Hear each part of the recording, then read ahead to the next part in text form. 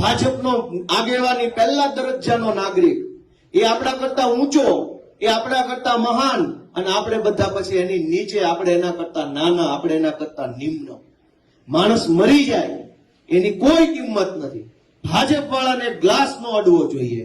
Glass કરતા માણાના જીવની કિંમત સસ્તી કરી નાખી છે.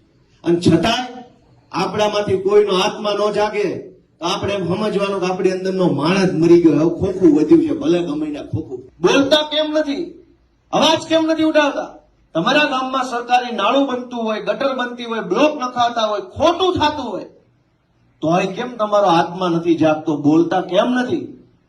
અને આપણા ગામમાં ખોટું કામ થતું હોય ને આપણે બોલીએ નહીં તો ભારત દેશમાં રહેવાને લાયક જ નથી. આપણી જેવો દેશ વિરોધી માણા કોણ હોય?